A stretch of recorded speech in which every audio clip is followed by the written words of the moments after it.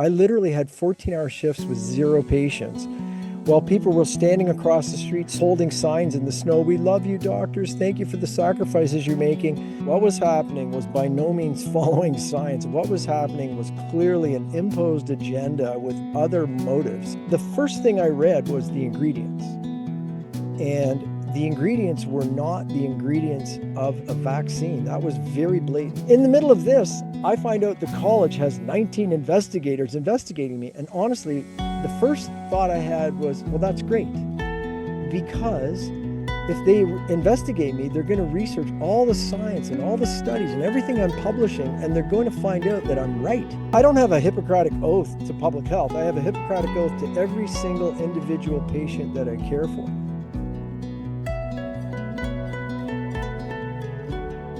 You know, when you talk about integrity, like if you think of a building being structurally sound, it all kind of meshes up. And it's like sometimes people are like consciously here, subconsciously here, they're all kind of confused. But like on something like this, you should have a core recognizing the evil nature of what's going on. You know what I mean? Because, you know, people of all races, religions, all backgrounds have been targeted here, political affiliate, you know, this is basically a question of whether our species will exist or not is a legitimate question right now because of what they've done to the DNA and that kind of thing. Speak to that a little bit. Like, what do you know about that on the potential? I know a recent study came out Well, showing in fact, I use this in my case that 50% of the of unvaccinated women had the MRA in their blood and placenta. Right? That's frightening right there for the oh yeah, shedding and the multi-generational. yeah, I mean, this genetic bioweapon is really a biological bull in a china shop. I mean, it does so many damage. And I mean, I've given lectures. We were together last January. I gave a lecture in Florida on the mechanisms of injury. And the reality is you can't keep up. I mean, we know 28 mechanisms by which it causes cancer alone. Wow. But, this is I mean, it was shocking from the moment we looked at the ingredients before anyone was injected. Shocking enough to like basically set down my entire life's work to try to stop it. That's not because I'm super courage. That's how serious this is.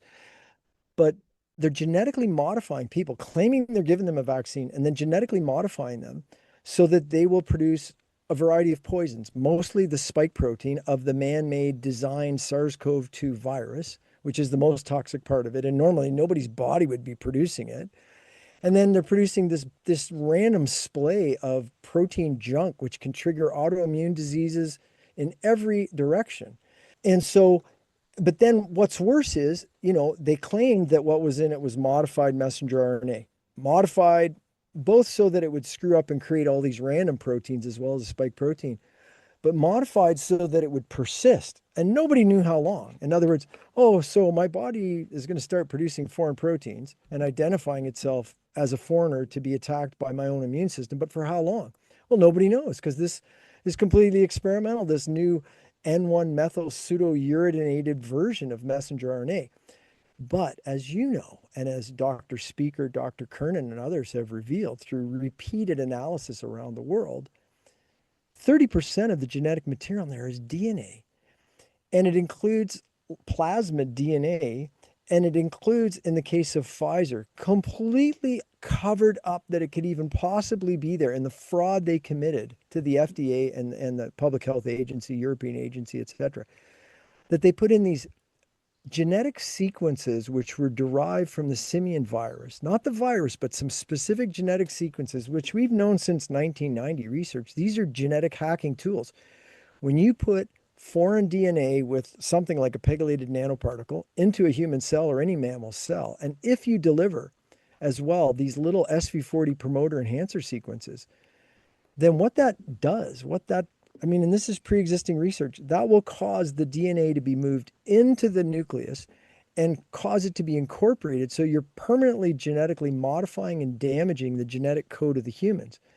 And we have evidence of this now, Joseph, some of the most shocking evidence. And I think what you've pointed out is really important. This is not just an attack on the people, health that are alive right now. This is an attack on our possibility to produce viable offspring and have the continuation of the human race. We now have tests on male sperm cells where the sperm cells contain in their DNA the genetic code of the spike protein. So men's sperm has been genetically modified so they will pass this toxic genetic flaw into their children if they're able to reproduce. Every sperm cell, we don't know. We don't know how many, but many.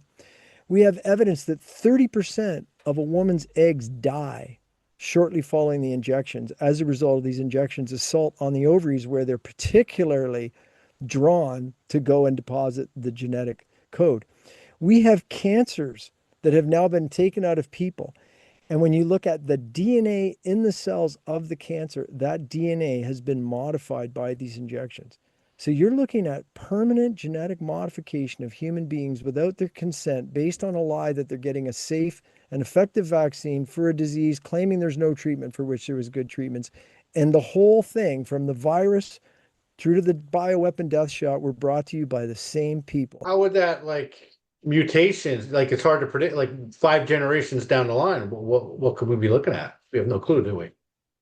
Well, you could argue we'll be looking at 5 generations down the line. One of the things I'm wrapping my head around now, and as you go through a war, you have to change your goals. My goals, when I tried to warn everyone before anyone outside of clinical trials will inject it, my goal was to stop this, to just Mhm. stop this, and then go back to my job 6 months later and carry on with life. That didn't happen. My goals where we're at now, and I think we need everybody's help with this, is to protect in every way, mentally, spiritually, physically, protect against injections, at least a significant number of young people representing diverse backgrounds, to ensure that we are able to have natural, non-genetically modified humans to repopulate the earth. I think that's a very real possibility. Part of that, I think, Dr. Trozy, would require a pretty, and it's hard to get through the censorship, but a pretty powerful educational campaign about the shedding aspect of this, because I mean, I'm not a medical doctor, but every medical doctor that I speak to that deals with patients that knows about the vaccines, deals with the bioweapon injection victims, the shedding is real, but especially through intimate relationships. Like I've spoken to plenty of doctors. In fact, I know people with this personally, where one of them, the couple was vaccinated, and then the husband and wife, boyfriend or girlfriend, whatever, like the other person was unvaccinated, is going in the hospital with heart conditions all of a sudden. And these are people young in their 20s and 30s. So, like, if you want to preserve the future generation, they really need to know not to have intimate relationships with people that got the injection. If they're going to, because that will affect their offspring. And that's not, and I don't mean that in like not trying to stigmatize people who got the shots, because one of the reasons why I've been working so hard to try to stop this is because people with pre-existing, everybody's at risk because of the shedding, but people with pre-existing conditions, they're at the highest risk. And guess what? From the preliminary data on Dr. Vila's research, which is actually published in that paper, Zivjets et al., showing that most of the people have damaged immune systems, basically evade. So that's an aspect of it that I guess has to be delicately handled, because the people that got the shots are at high risk if the shots continue to be distributed because of the shedding, because they have a damaged immune system. But at the same time, so it's not meant to stigmatize them at all, but if you're a young person, not only you need to make sure like your kids don't get any of these injections, but you need to make sure that you're not having an intimate relationship with someone that got the injection. And that's and that's something people need to know, because after they fall in love, they're not going to listen. So No, for sure not. For sure not. And I mean, I think that we didn't build the bioweapon, so we're figuring am it I out as wrong we on any go. of that, by the way? Am I, do you? Well, I don't think wrong, but I think that there's some elements we don't know. So, for Mhm. instance, is there shedding of the spike protein? For sure. If you look at, I know multiple doctors who are treating injection victims on a regular basis. And if you look at the injection victims, most of them have an antibody to spike protein level that is off the scale. So the upper end of the scale would be 2,500. It's just greater than, like the machinery can't read it in the lab. How high is their antibodies against the spike protein? Off the scale, which reasonable to think that indicates they're making a lot of spike protein still. Their genetic modification is present and they're continuing to produce the toxin. When you look at some of the good doctors in that and nurses who are taking care of these people, so they're in frequent contact with these people, and you look at their level of antibody to the spike protein, you see levels, up above normal, but like 10 or 20, not greater than 2,500. Mhm. So I think there's many questions of degree of penetration. So for instance, if somebody took multiple injections and these 40 trillion or 30 trillion copies of genetic foreign material is delivered throughout their body. So the question is, how many of their cells actually end up taking it, and how many of their cells are modified temporarily or permanently to produce the toxins? And will those cells die off while the person's still alive, and potentially a person at some point be free of the thing? That's within the realm of possibility. On the other hand, if someone is shedding the spike protein and affecting others' health in their close, their family, their friends, their coworkers. But on the other hand, if there's actual transfection of that genetic material, and I don't think we have the proof one way or the other yet, at least I'm not aware of it. In other words, if I took the shot, are the people close to me getting spike protein exposure, or are they possibly receiving exosomes coming out of my system carrying messenger RNA and possibly this plasmid DNA to modify them too? We don't know. I think we hope not. And you point out something very important because nobody wants to stigmatize anybody, No, right? no, In no. fact, that's how this whole started. When we knew that the people taking these not really a vaccine bioweapon injections, we knew that they were the source of the variants. We knew that they had viral loads. We knew strangely that they were the thing that didn't naturally exist, was kind of asymptomatic spreaders of the virus. Whereas natural people, they get a virus and they're spreading it. They're coughing, they're sneezing, and when they're not, Yeah, it's right. done. So we were, it was horrific at that time that governments were saying, in Canada, like Trudeau was saying, like, you think you're going to get on a plane, you're going to get on a train without taking the vaccine and put others in danger. You're not, and like the demonization, the truckers, the beating people of the street, all the stuff that happened. Yeah.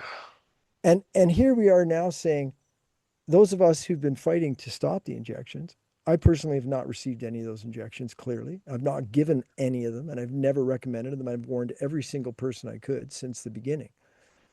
But now we face a situation where, well, the people that took the injections actually present a legitimate scientific danger to the uninjected. It's a horrific situation, but we do have to deal with reality, Joseph. I mean, and I Yeah. know you're adept at dealing with reality, however harsh it may be at this time in history.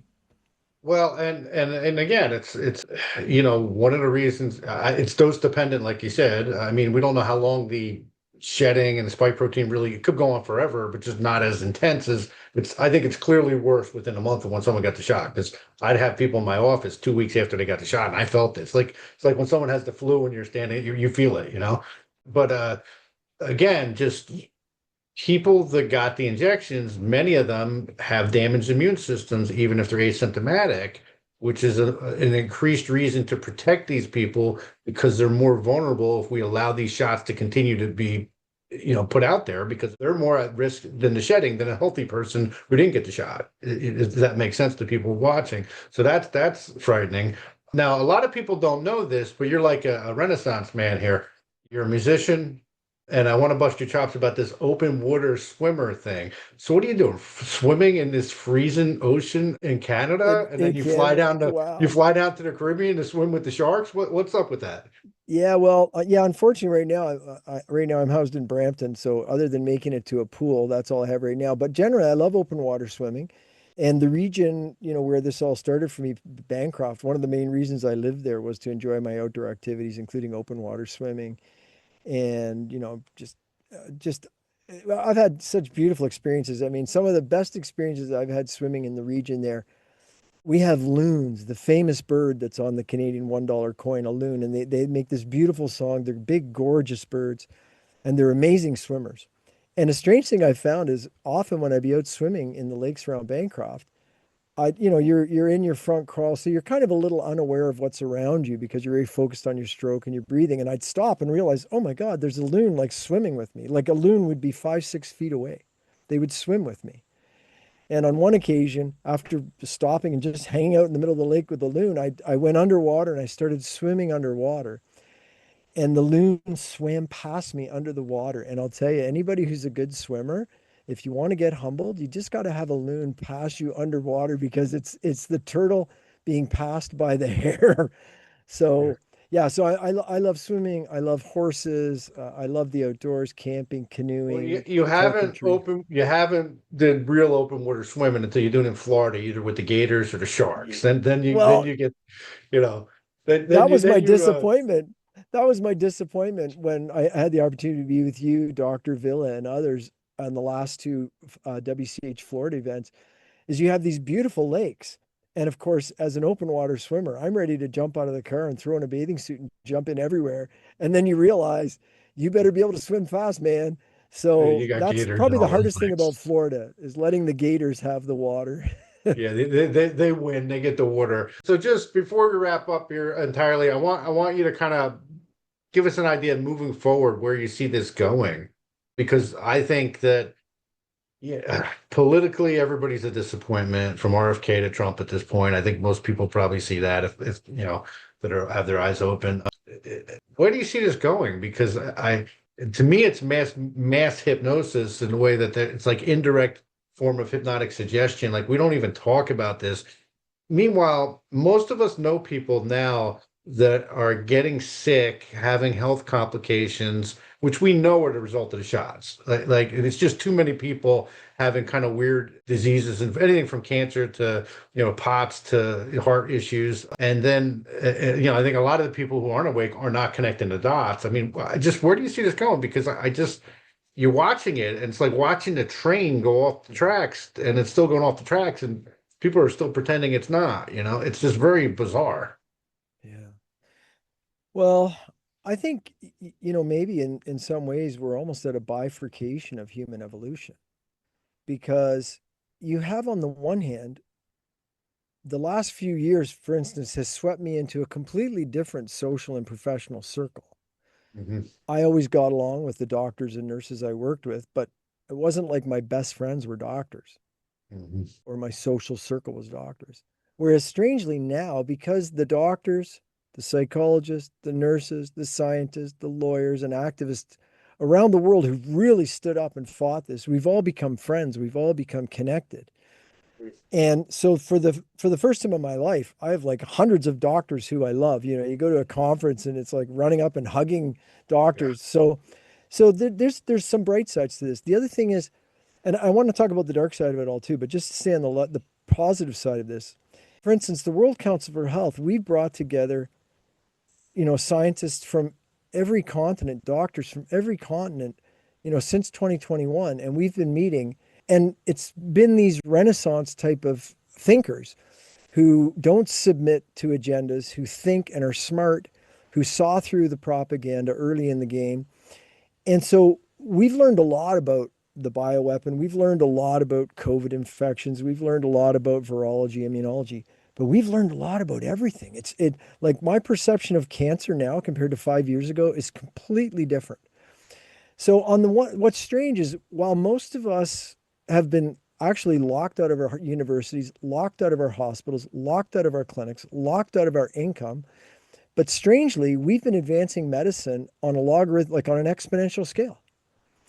So my ambition is that whether it's all of society, whether we actually have a restoration at a core level, what we'd like to see, for instance, from Trump and RFK, what I think we see from DeSantos and Dr. Latipo, in cases like that, we may have sort of a grand restoration. On the other hand, what you described is very true. There's a small percentage, but a growing and significant percentage. And I don't know if it's 3% or 50%. I suspect it's much higher than the dinosaur media would try to convince people because nobody's Hmm. really watching them. That people are smart, that people are alert, that people are taking care of their health, that there's lots of people that refuse the shot or are at least doing things to limit its damage and following the work we're doing. I think that our priority has to be as that group. And if it's only 3% of the world, that's still like 240 million people. I mean, that percentage of the world Maybe needs they'll to give get, us Antarctica or something. I don't know. You'll melt yeah, the that ice would or that would something. be nice. Climb over the ice shelf and see what's all around, Yeah. perhaps. But I think we have to survive, number one. There's an old saying of Max Kahn, who's like a, Chinese philosopher, and he says, he who defends must survive, he who attacks must vanquish. And that's not really meant as a completely passive statement for them that defend, because what that means, if someone keeps attacking, let's say in your neighborhood, let's say you got one person in the neighborhood who's kind of your Anthony Fauci, your Bill Gates, but just at the low street level. So they go around kicking in people's doors, beating people up, raping them, shooting them, robbing them. They have to go. They have to vanquish in order for you to live in peace. So we must survive. The perpetrators must vanquish.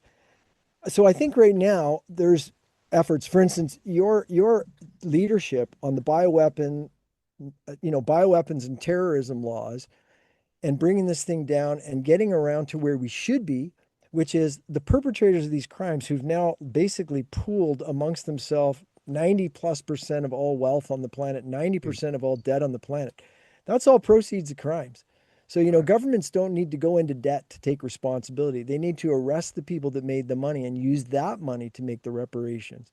And I Right. think that's one of the obstacles is governments go, shit, even though we've got good people leading now, if we say that, yeah, this is a bioweapon and it killed people, we're going to bankrupt the government. No, arrest the perpetrators and seize their assets. That's key. On the other hand, if this cabal continues to control a large portion of the population, continues to control the old world, increasingly illegitimate systems, we still have to survive. I think we have to hope that it actually deteriorates into something very dysfunctional, kind of what it is almost a modern Sodom and Gomorrah. And that at some point we rise out of the ashes and we're the future of the species on this planet. And that may be a 100-year plan. I don't know. We'll just keep Yeah. doing everything we can today. Yeah, we didn't get into it, but that kind of leads into the whole transhumanism thing. But we'll leave that for another day. I mean, Dr. Trozy, you're the best. I said it to everybody. Doesn't mean it's not true. Thank you. thanks, Joseph. God bless you and everybody there in Florida. I mean, I'm glad you're pushing the envelope, but from where we stand, it's like, wow, there's hope in Florida more than everywhere else. Well, you got to beat them over the head with a club if they don't do what you want. It's just that simple. Keep doing it, Joseph. Thank you so much.